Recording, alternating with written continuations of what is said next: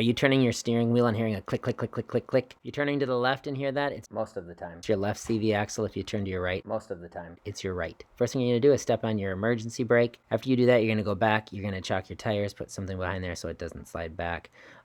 Loosen up your lug nuts and then jack it up, and then you're gonna pop your tire off. And that's where we are right now. So we are gonna look at the CV axle. Next, what we're gonna do is we're gonna come up here, and on this strut, we're gonna loosen up these two nuts. We just zap them with some PB Blaster or something just to lubricate them. And once we have those loosened up, we're not gonna take them off. We're gonna come through here and we're gonna pop these bolts. There's one on the top and one on the bottom of the caliper. So one on the back side here and one on the back side here. And then we're gonna take that and we're gonna hang that up and out of the way, but we do want to loosen those up so it's not in the way while we're trying to loosen those up. From there, we're going to remove this key here, this cotter key, and take that out, and then we're going to remove this some PB Blaster. And now we've got both of these, so they're loose. So these were a 21 millimeter, and this is a 13/16 on the back of the. And now we're going to remove both of these. And then I use my impact wrench on the bottom one. I got that loosened up, but I did just screw it in a few times just so that it's holding. And then we're going to take this off. We just don't want it to drop straight out. And we're going to get this, and then I'm going to tie this up to the strut. And because you have your emergency brake on, that caliper is going to be tight. So you're going to have to pop that off, and then it'll loosen up, and then you can put your emergency brake back in. And once we have that caliper out of the way, we are going to pull this cotter pin out. So I've straightened it, and we're going to have to just work it out. And we're going to take this large nut off, and it is 1 1/4 inches. So we're going to put that on there, and then you can use a breaker bar. I'm just going to use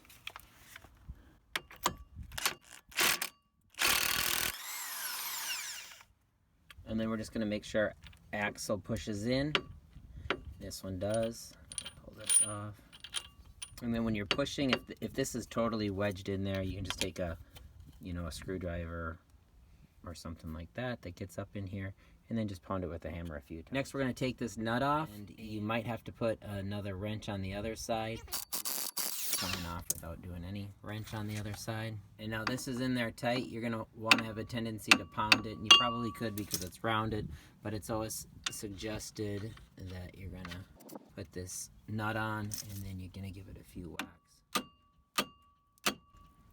to push it out the other side. Now these ones took some serious pounding. They were in there pretty tight, and once we get those pounded through, then we can just remove these nuts. And you can see the splines right there. So we're going to pull this out from the strut, and then while I'm doing that, when that comes out, we're going to come down here and we're going to push in on this CV. And this one's a little bit more challenging because our CV axle is actually broken, so this is pushing out. So I'm going to have to take something to pry this and push that back through. So what I found is the back of my wrench here and a hammer.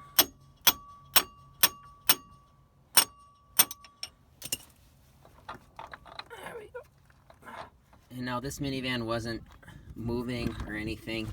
This whole CV axle is broken.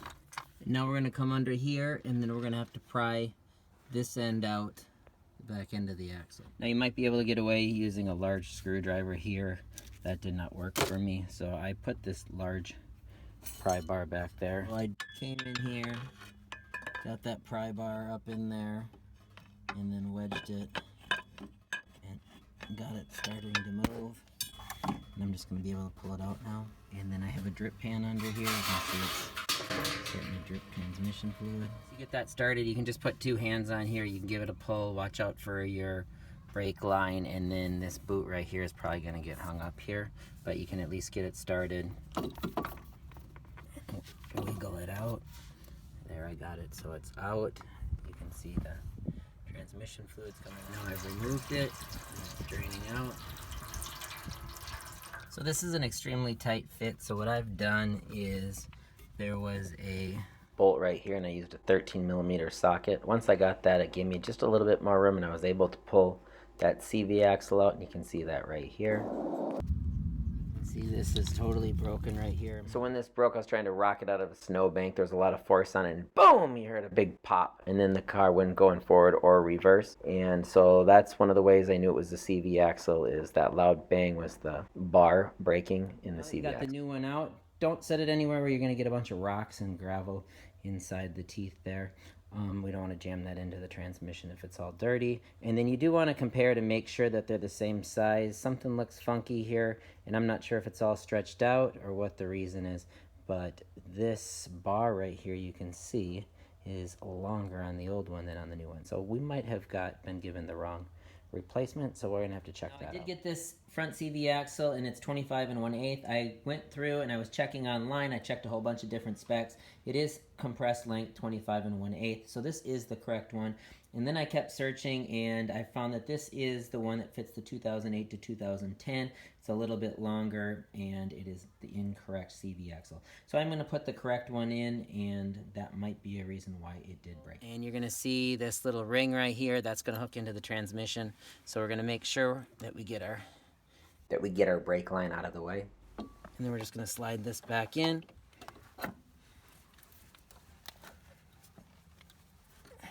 Take this, and you're going to slightly get it in there, and then you're just going to give it a little spin, and you'll feel those splines line up. So you can, once you get there, you can feel it. It'll actually drop into place. That's how you know you got it. And then we're just going to make sure we have this straight, and we're just going to pound it in back here.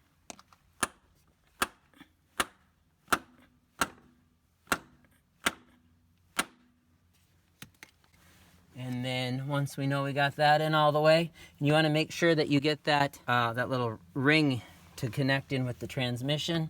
And once that's in, you're good to go in that aspect. And then we'll start putting this back together. And then we're just going to tighten this bolt right here. So we'll get that tight. Then we're going to take this nut off. And then we're going to get these splines. We're going to push these back through the hub bearing. And then we're going to make sure we can get those splines. We're going to end up spinning this axle. We want to make sure that this is in here fairly close. And we're going to spin that around until those splines line up. So then you're going to rock that. You do have to be careful, because when it does pop through, because I just popped it through a second ago, I pulled it back out, but I actually pinched my finger in the back. So when it does find the splines, it's going to shoot through right away. So make sure your finger's not back there. Pinch my finger pretty good. And then as you can see here, it's in here tight, flush there. We've got that bolt tightened down. We're gonna end up just going back in reverse now. We're gonna move that control arm. We're gonna rock it around. I'm gonna get those bolts back in. There we go, there's one. And then you're gonna move this control arm. And so you might have to, like here, we gotta push it back in that way. There we go.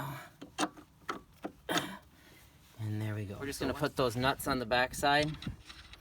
And then when we tighten those down, it'll pull those splines back in. Now we're just going to tighten this up. And then we'll tighten that up with a torque wrench. And we're going to go do the bottom one as well. So we're going to put on that washer. And then we're going to put on our axle nut here. And it's a 1 1/4 inch.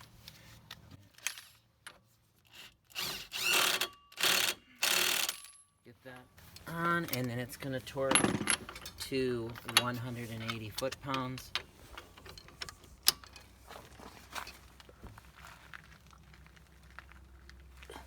Next, you're going to put that little spring on there.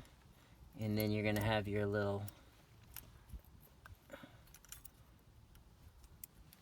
loop here. And what you're going to do is you're going to take your cotter key and push it through. And here it's not really lining up, so I am going to have to slide that nut over. Just give it a little tad bit tightening. And then once we have that, we're going to put our cotter key in there. And if you're having an issue because your cotter key's been bent out a little bit, You might have to take a pliers and just give it a quick squeeze so you can get it to push back through there. So I just grabbed that with my pliers because it wasn't going through, and I tightened it and twisted it back on itself. And then once you get it started, you can give it a little tap with the hammer or your pliers. And then make sure when you're coming through on the other side, I see it feels like it's getting caught up. Look to see what you're getting caught up on so that we're not wrecking anything here. So it looks like it's catching on that. So we might have to pop that back just a little bit. So we don't want to break that. To get that key through, then we just take the ends and bend those back. I got the caliper put on here, and we're going to make sure that get that threaded in there, and then make sure it's threading before you let it go. You're going to have a tendency to want to pull back out the other way because we don't want to let it go and then have it pull down and wreck your line. So that one's holding. So we're going to start the other one on the bottom, and you just put both of those in. We got to take off any of those lugs that we put on because we're going to be putting the tire back on. And here's one of the issues of working outside is it's starting to rain on us. So we're going to rip these off real quick, get that tire on. Once we get our tire on, we're going to hand do our lugs. Remember, you want to get them started to make sure that you're not cross-threading them. These are really easy to cross-thread. Start all 5 of these, hand started, and then what we'll do is we'll finish torquing these, and then we'll torque these to 110 foot-pounds. Yeah. And we're going to do the star pattern.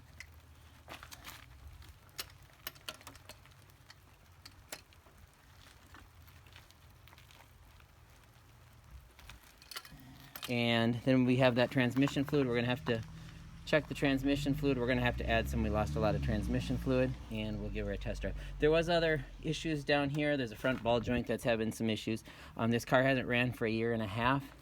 So before we spent all the money changing everything, control arm and tie rods and everything, we figured we'll get this CV axle done.